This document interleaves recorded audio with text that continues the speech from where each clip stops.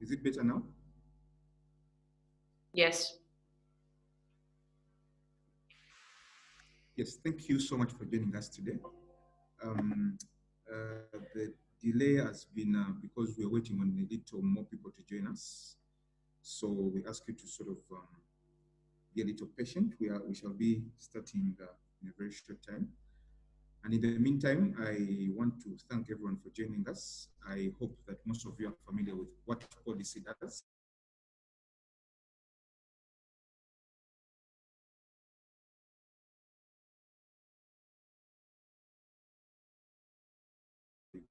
And our mandate is to digitally transform service delivery. We do this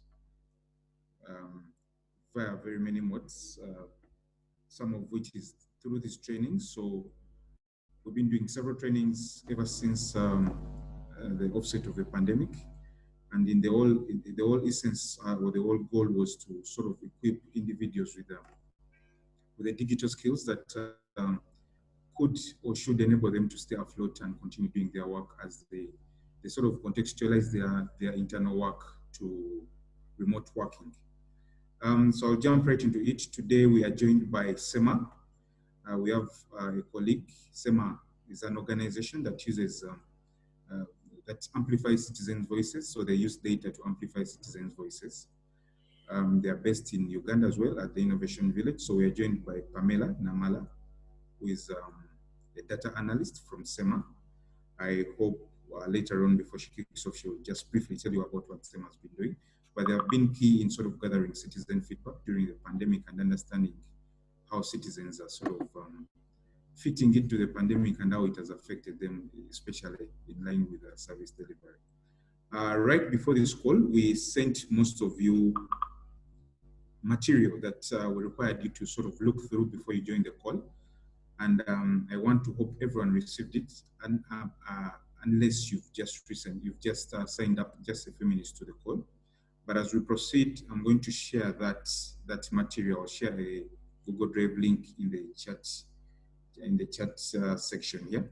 So at this point, thank you everyone for joining us. I hope all of you have installed Kobotool, the Kobo Collect app in your phones, and I hope everyone has opened up a Kobotool account, because we wanted to skip that part and go straight to the work. So we hope everyone did that before we join the call. At this point, let me invite Pamela, our presenter for today, to take it on. Pamela, you're welcome. Thank you. Thank you, Philip. Good morning, everyone.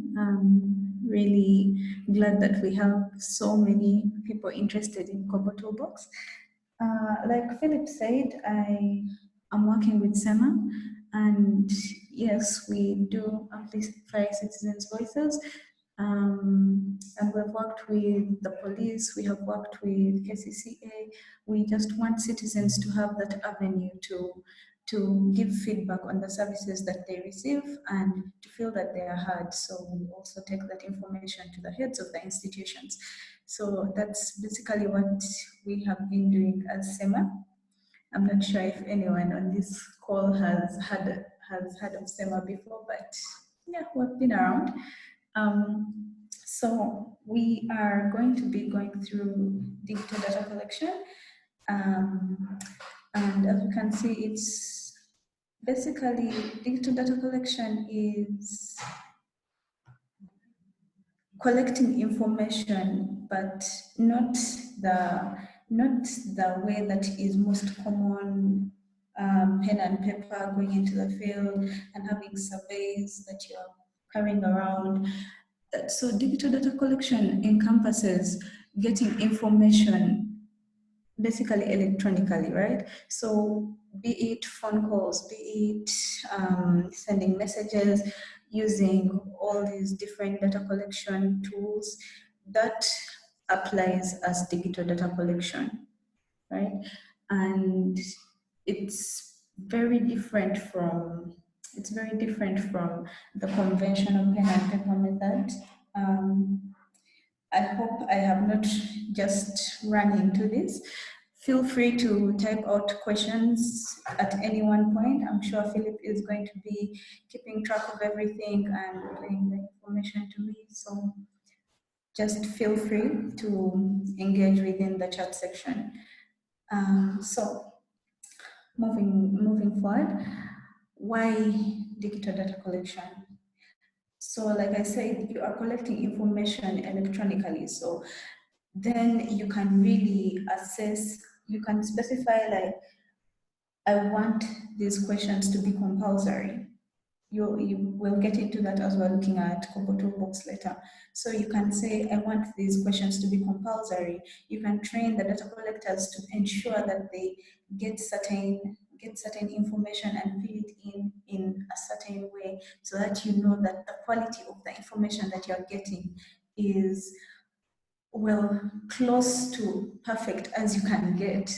Well, of course, it depends on how you train your people as well.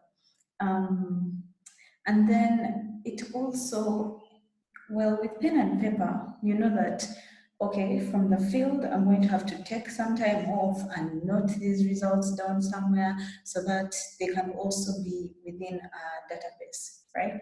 But with digital data collection, well, you have basically already input that information. So they are in the database as you are collecting the information.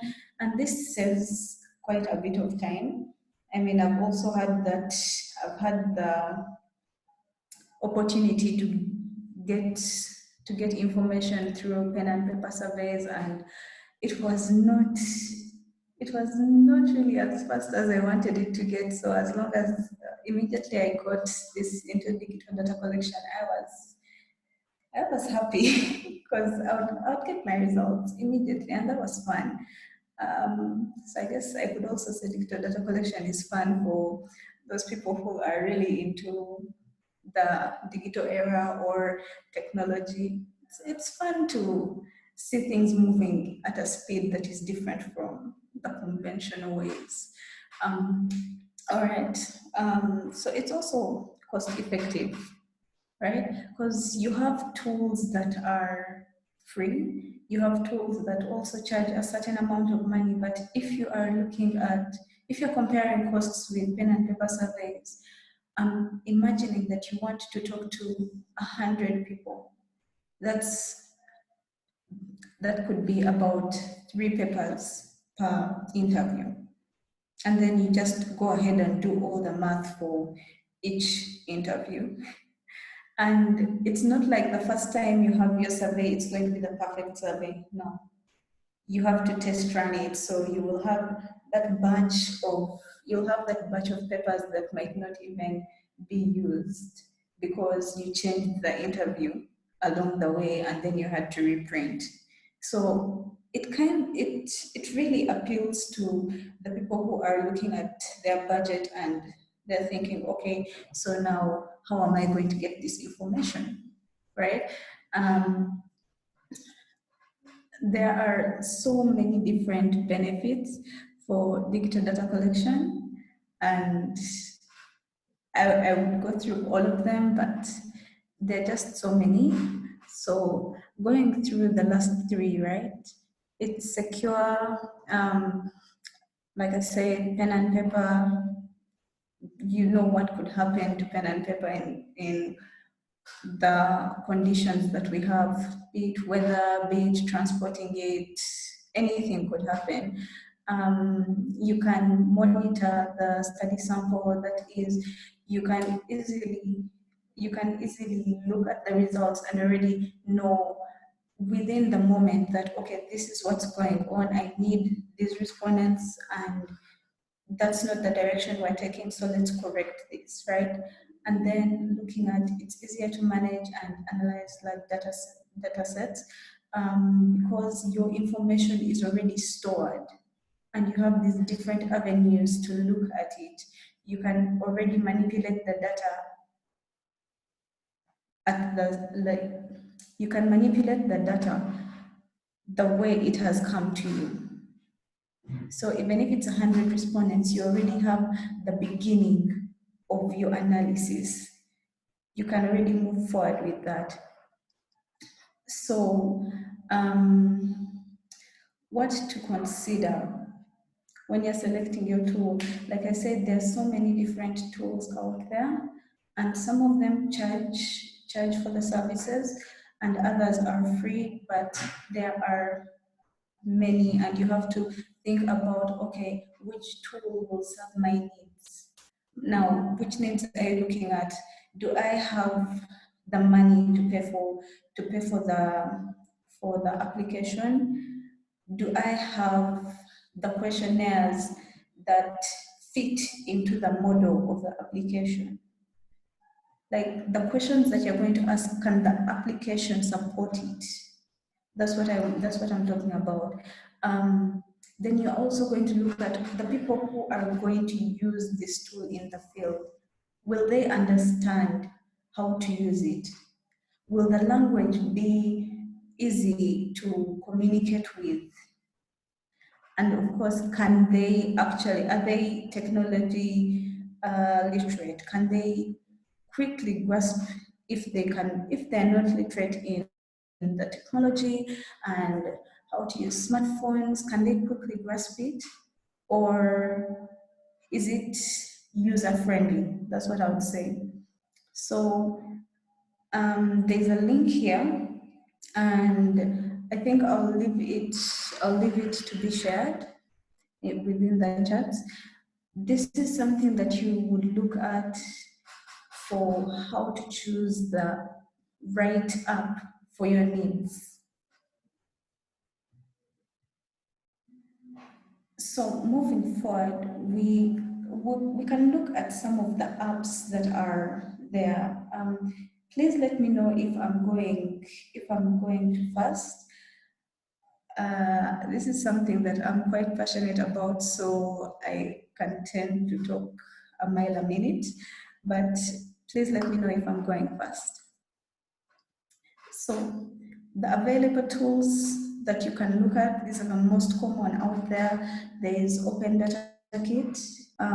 Open Data Kit is actually, it's the basis for a lot of the data collection tools out there. So it's open source and you can really work with a lot of data, but then it's mostly for Android users.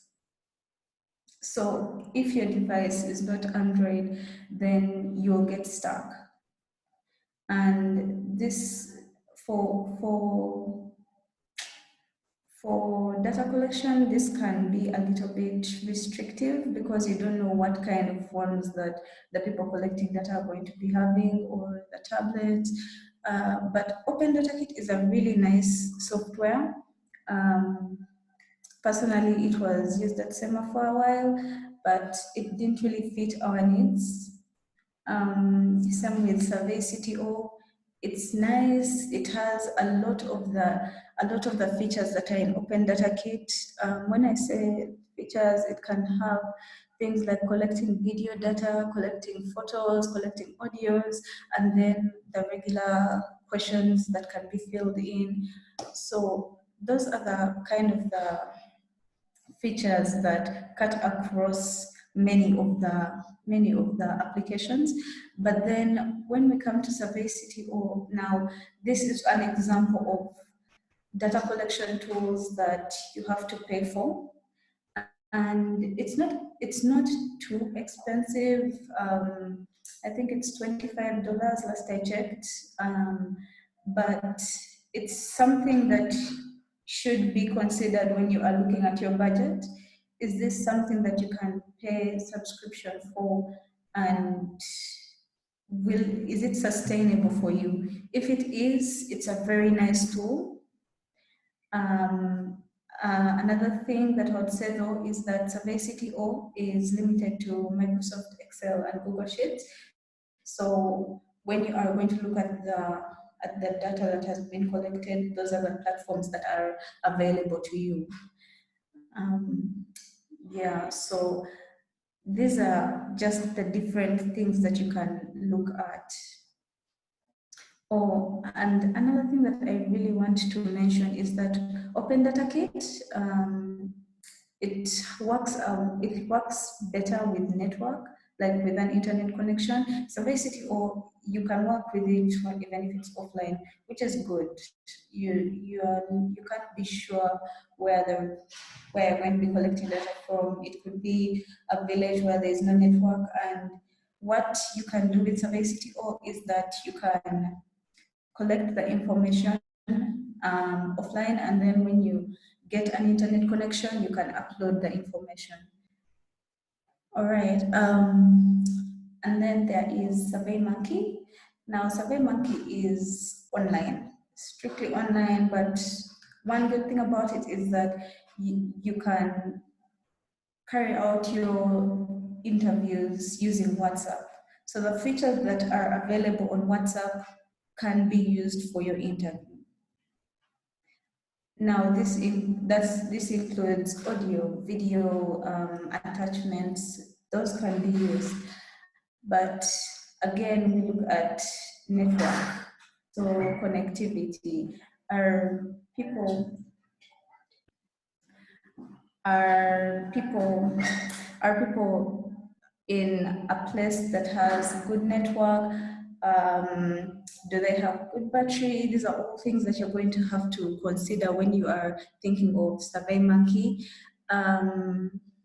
You can also look at telephone interviews. Like I said, digital data collection is basically electronic, collecting data electronically. So telephone interviews also work, and well, you can just imagine the kind of advantages and disadvantages there. So a telephone call either could be influenced by network, could be influenced by the availability of the individual. All the things that are there in a regular phone call will apply to that phone interview. And now we can start off with Kobotoolbox. So this is a tool that is free, and it has the features of Open Data Kit. It has the features of Surveycity, and when you are thinking of Kobotoolbox, you can download your results in Excel. You can download it in Stata, SPSS, and of course the Excel format can also be uploaded to Google Sheets. So it's quite versatile, and that's something that I personally like. So this is what we are going to be going through for the bigger part of this engagement. All right. So let's get into the features of Kobotoolbox. So like Philip said, the preparation material was shared, and I can only hope that the majority of us have Kobotoolbox accounts already. If you don't, Philip did state that he would share the preparation information via the chat. So be sure to get into the chat section and look for that information.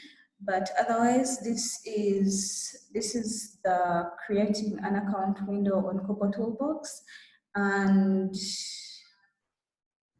now let me switch to Kobotoolbox so that we can really get into that.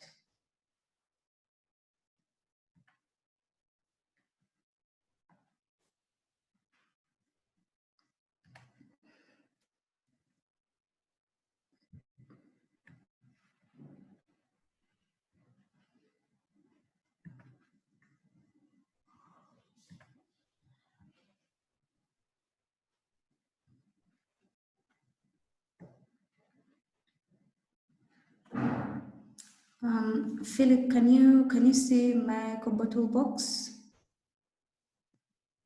Yes, please, I can see it. All right. So let me just sign in.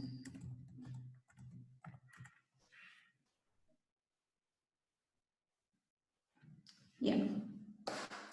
So this is what Kobotoolbox will look like on opening. That is, if you have more than one project already underway. So you can already see that I have sample, clone of data, data event registration. These are all different surveys that I have deployed. But for the sake of this engagement, we will just select the new button. So it's in the left of your screen, the blue button, just select new, and in the options there, select build from scratch.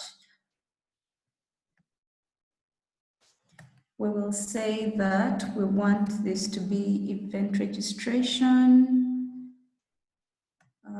Yeah, event registration 2 maybe. Yeah.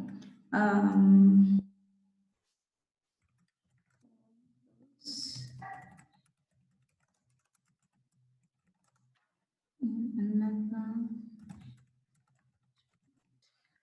Right. So I will select public administration, and for country, I will select Uganda. And create project. So this is the blank screen for basically, this is how every form begins. So there's nothing there, and it's up to you to fill in the questions. Now, this is why you should have a survey in mind before you come here, because then you can easily type in the question that you want, the kind of format that you want it, and then in that case, you do not have to spend so much time in building a form, because you already spent that amount of time in writing out the form and determining what kind of form you want. So let us start with adding a question. So there is a plus sign to your left, and it has that blue button. Now, when you select that, basically you're supposed to type in the question that you want here. And what I want is the participant's name.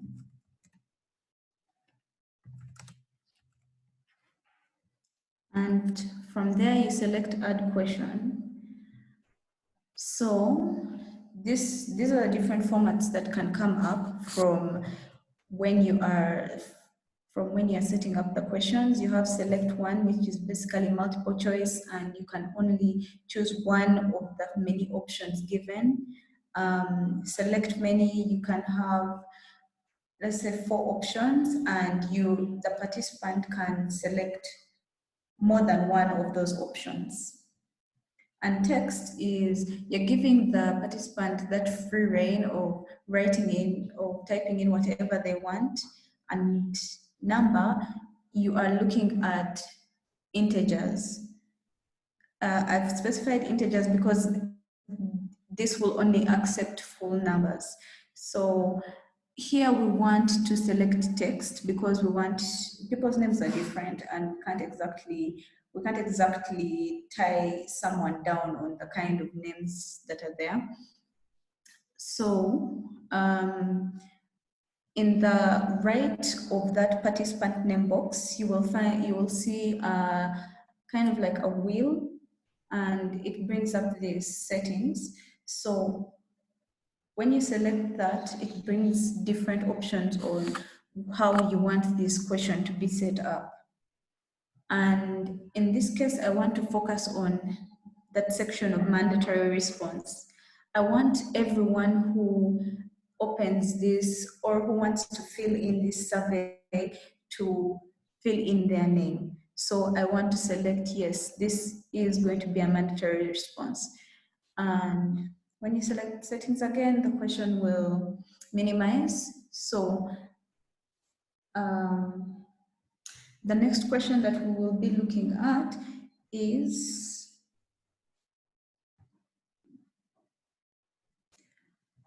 where are you registering from? So that's location. And again, we'll say add question. And for this, we want to select point. So point is the third in the extreme left column.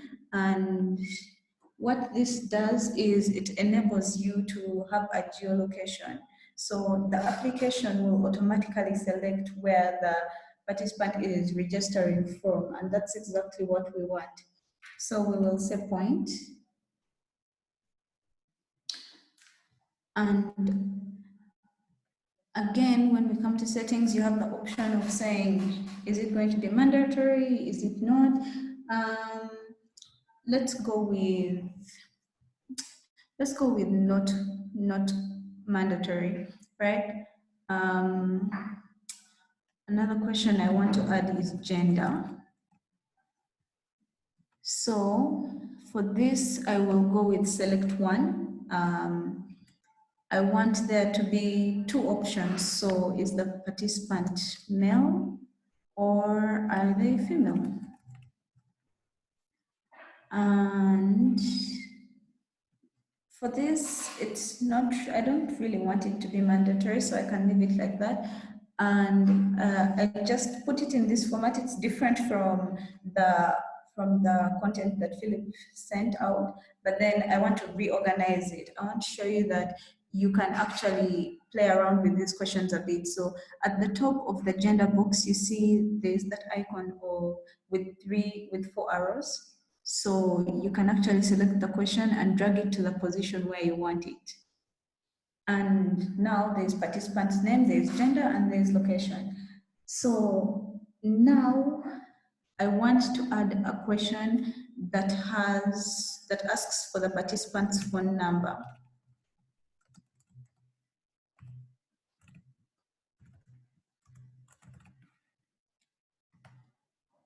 And there, and it's done. So what I want to show you, what I'm trying to show you is that you can have different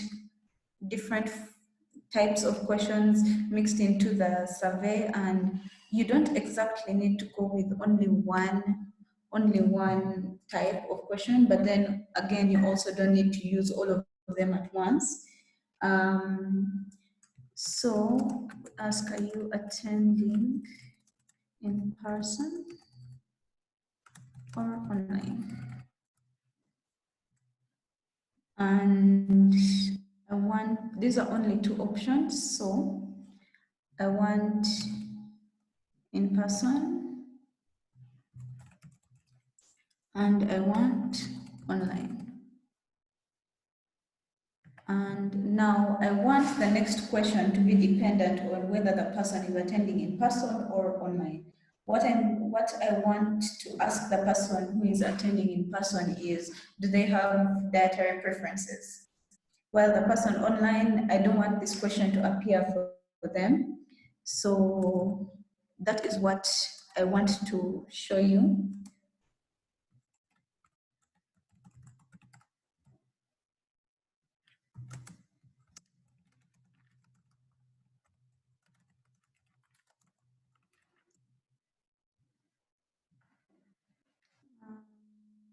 Let's go with select many.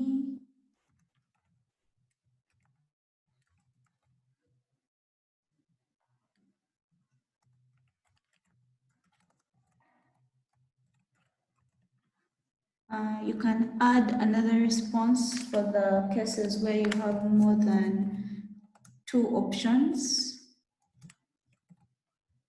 right? And now, when we come to settings for this specific question, looking at the extreme left section where there's question options, there's skip logic, and there's validation criteria. So we will be going with skip logic. And this is what comes up. It says add a condition or manually enter your skip logic. So I want to add a condition. And what the condition is that this question is dependent on the question prior to it. So I will select this question of, are you attending in person? And the option that I want to select here is in person, so that this question only appears when the respondent has selected in person for the previous question. So that's done. Now, I want to bring your attention to the top left corner. So where you see the Kobotoolbox icon, right beneath it, there's an icon of an eye, and when you hover over it, it shows preview form. So that's what I want us to do. I want us to look at how the form would look on a tablet, on a smartphone. So that's what I want us to check out right now. So we have the participant's name, we have gender, the location, phone number, and then in person or online. So when we select in person, then it brings up the other question of dietary preferences. If you select online, there's no question for dietary preferences. And that's exactly what I want it to do, so that works.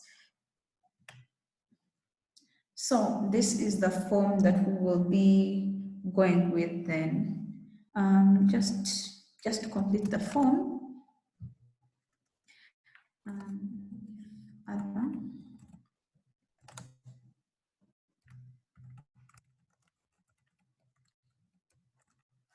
For this, I will select text. Yeah.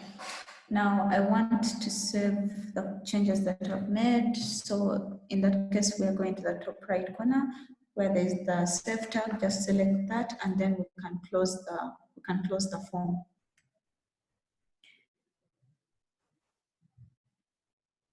All right, so we come back to this screen. There's form, there's settings, and there's the tab for deploy. And I want to deploy this form because if I don't deploy the form, then someone with the Kobotoolbox app can't exactly access the form. So this is just to help you get the form out there. So I will select deploy.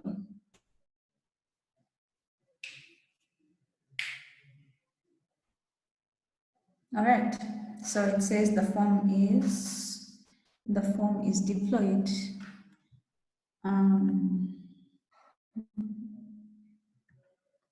Okay, now there is that section down that says collect data. So there's online, offline, and multiple submissions.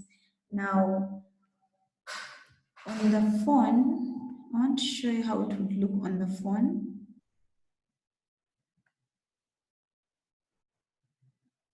I want us to first set it up on the phone. So this, I'm not sure if we managed to download Kobotoolbox prior to this engagement, but when you open it up on the phone, this is how it will look like. So the screen that has fill blank form, edit save forms, and finalized forms, that is the opening screen.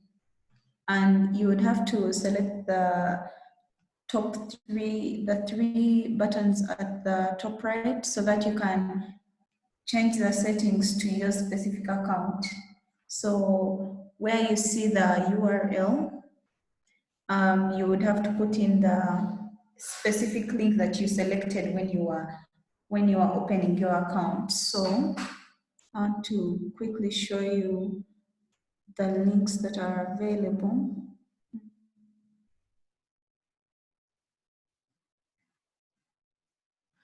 Okay, it seems that they're not here, but otherwise I'll just be keen on the link because they provide two links when you are signing up, and if you didn't select humanitarian response, that means you have to input the second link that was available, and then you put in the username for your account as well as the password for your account, so that the application can link to your account on the website. So now we come back to here.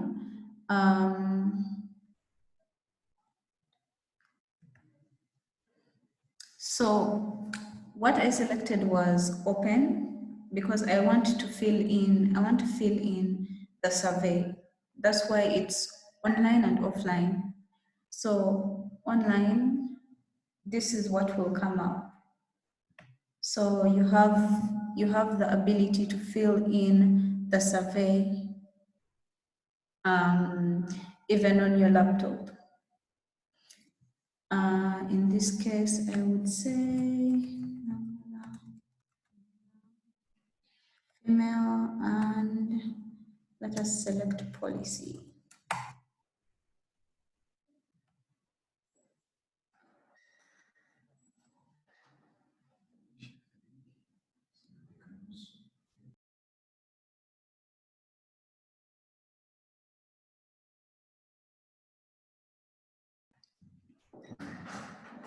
So,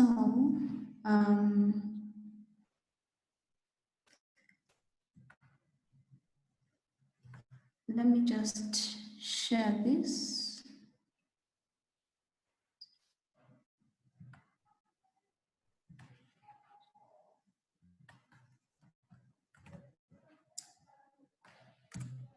So I have shared the link to, to the survey in the Zoom chat. I would request that you also fill in your responses. Look at it as registering for an event that is after this event, like part 2 of this event. So I've shared the link. Please fill that in. I'm also going to be filling it in.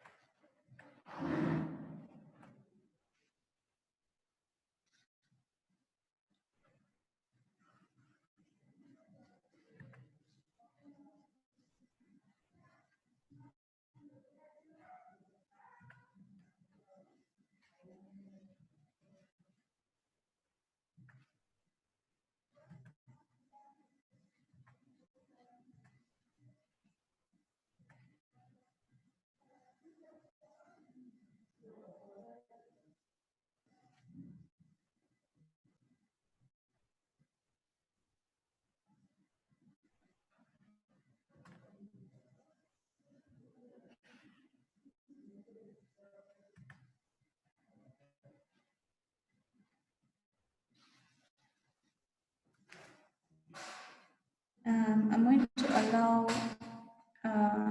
maybe another 1 minute for those who want to fill in the survey.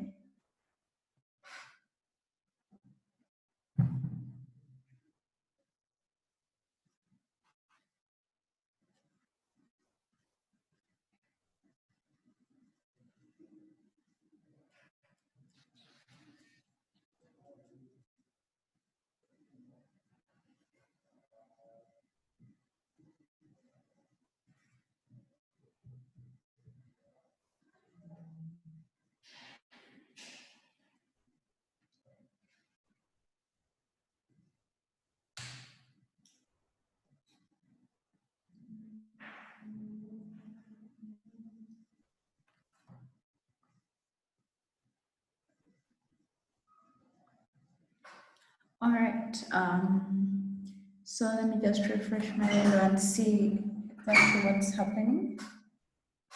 So I have 7 submissions, which is pretty cool. Now, the opening screen changes once you have some submissions for your data. Now, you have the form, you have the settings, but you also have data. And you have the data and you have the summary. So looking at the summary is giving you a summary of the data. So it shows you the description of your project. This is something that you entered when you were creating the project. And you have that section for submissions. So when were the submissions entered? That is automatically put in for the submissions. I didn't input them, but then that's something that the system automatically puts in. So you have all my responses are from today, so that's 13th, and I have 9 right now.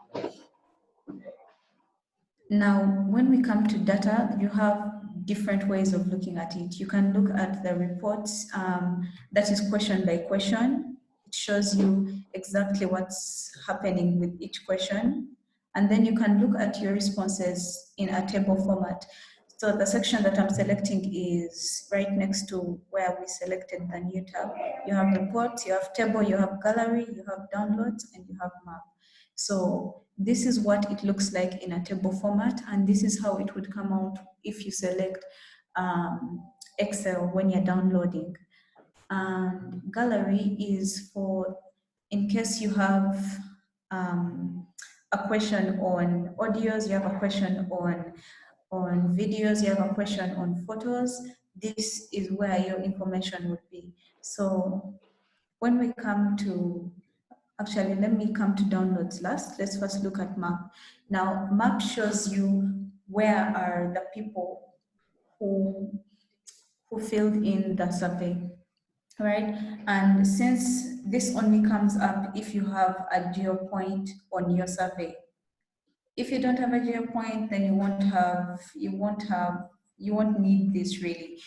Now, when we go back to downloads, you have this option. So you can select your export type, you can value and header format, and then you come to export, right? Now, XLS is basically what we're going with, but then, so XLS is for Excel.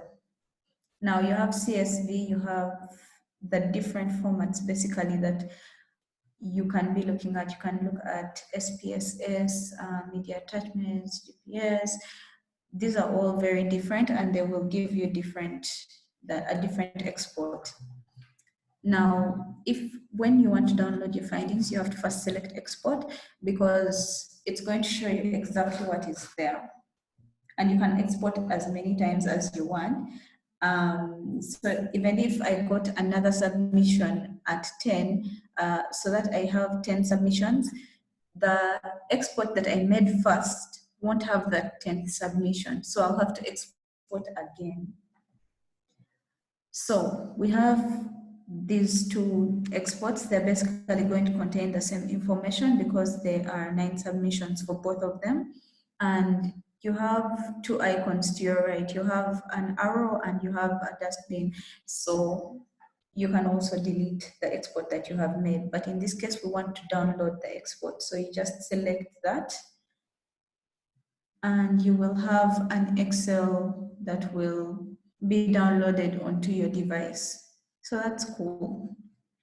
Now, one thing that I want to look at really quickly is that in the event that you want someone else to fill in this information, like I have my form, but I want, let's say, I want maybe Philip or Nema to fill it in.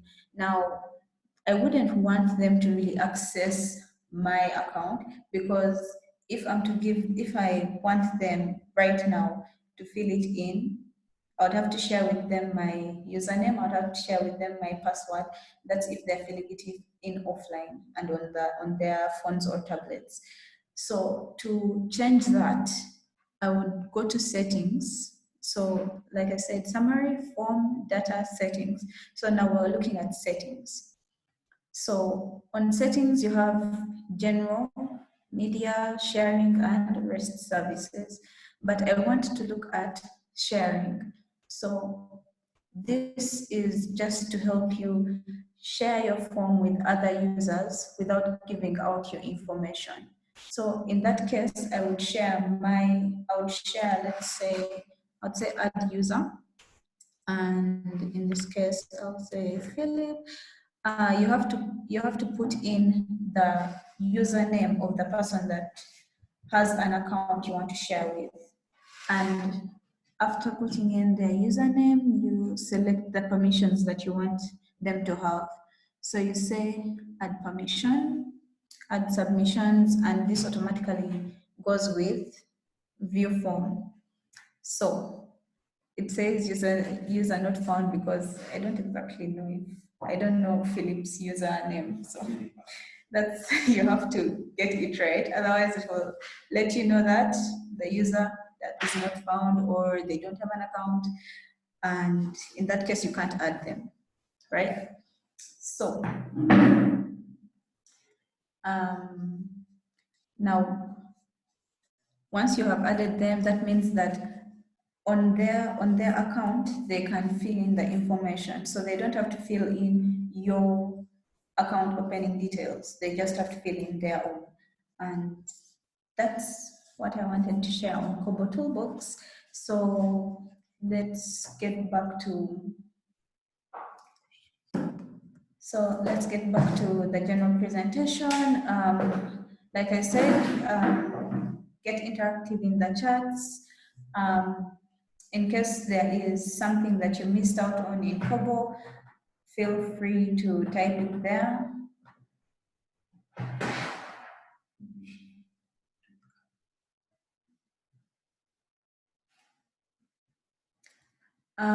So I've seen a question that's asking how do you share the form with the app?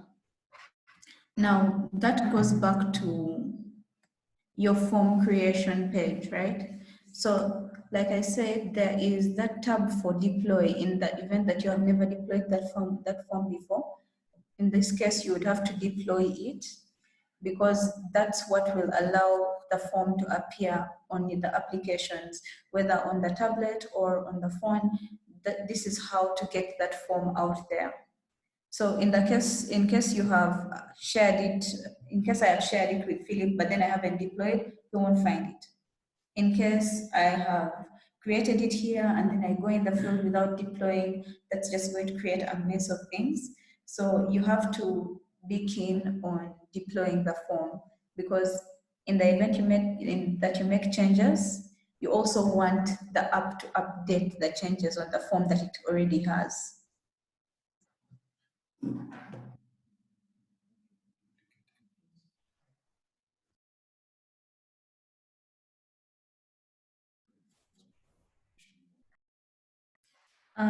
And then there's another question I'm seeing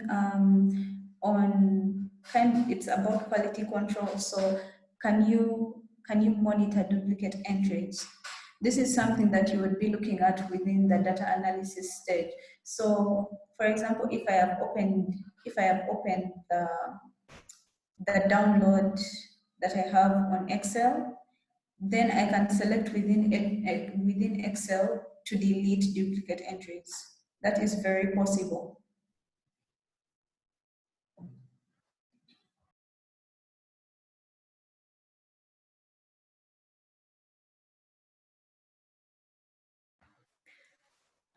Within the form itself, though, that could be a little bit tricky because the form that you have deployed is basically open, right? So I would say that I haven't yet found that feature that can control duplicate entries within the app itself. Personally, I haven't yet seen it.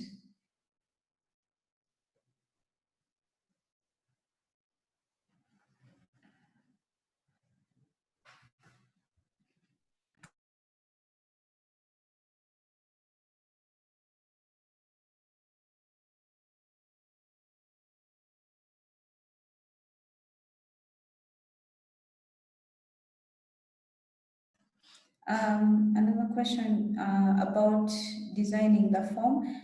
So this form can be designed on a phone, it can be designed on a tablet, it can be designed on a PC.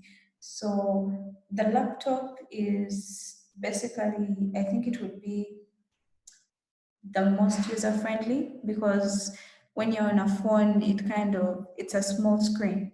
So personally, I'm more comfortable using a PC because it's much more, it's just easier to use, but then it can be designed on a phone. I have personally also made changes to Kobotoolbox surveys on my phone. It's very doable.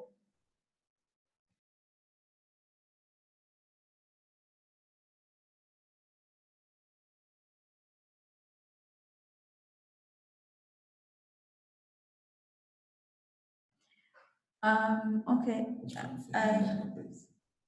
I've been reminded of something. Now, when you go on when you are filling in the form that you have deployed, So we're back to this page of the opening.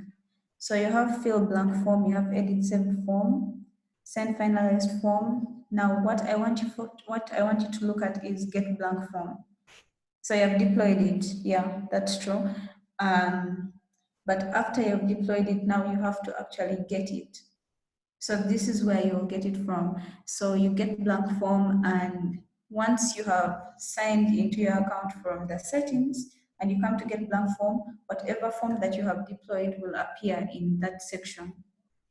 And from there you have options of refreshing the page in case it's not showing up the way you want it to show up, and you have options of selecting any number of forms that you want to get.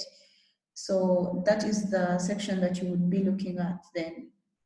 After getting the blank form, you will go to fill blank form. And again, in fill blank form, it will show the forms that you've selected in get blank form. So that's where you can fill it in from. Thanks for the reminder.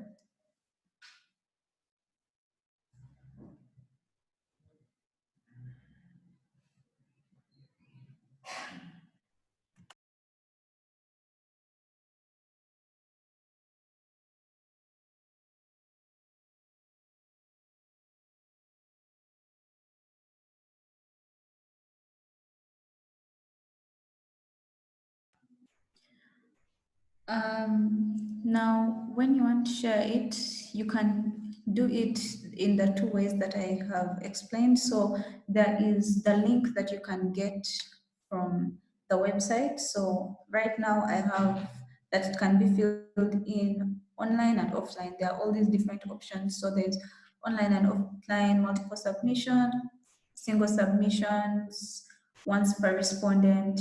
That's for the online and offline settings. And here you can copy the link that you have for this form, and then you can share it with whoever you want. So I can even share this link via WhatsApp. It will just bring the person to this event registration page. That's one way of sharing it. And then alternatively, you can go to the settings of the form and you select from the list of general media sharing and rest settings, you select sharing, and from there you will add the user that you want to add. So in the event that the person that you want to add also has a Kobotoolbox account, you can add them. But aside from that, you would go with the link.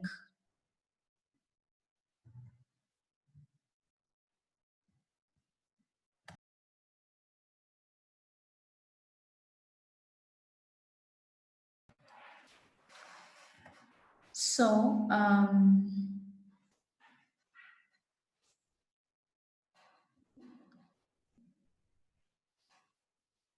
now we get back to the general context of digital data collection. And how do you ensure that you have good quality data, right? Now, this goes back to how do you set up your interviews? How do you prepare the person who's going to be collecting the information in case it's not going to be you? How do you set up the survey itself, right? So you want to make sure that that the survey that you have organized for, you have already tested it, and you just make sure that it's as accurate as possible. For example, if you say that you want someone to fill in their gender, male or female, and you want it compulsory, then make sure that it is compulsory. Otherwise, you will have missing data in the event that someone doesn't feel inclined to answer. And then you also have to make sure that the person who is going to collect that data, if it's not you, has to be well versed with the survey itself, first of all, and then they have to be well versed with data collection. So you have to train them. I cannot emphasize how important this is. Train the people who are going to be collecting the data. Because if you just give them the tool and you send them out into the field, you will have gaps, you will have incorrectly answered questions, you will have basically a lot of a mess that you have to deal with within analysis. And that's not something that I would want anyone to go through. So sit them down, take them through the survey, go and do a field testing with them, just make sure that they're really comfortable with it. And that's something that can really determine the quality of the data that you get. Also make sure that the questions are quite straightforward, because you don't want someone to be in the field with an ambiguous question. If the different respondents will understand it differently. That's what I would say. So how you state the question determines how it's answered.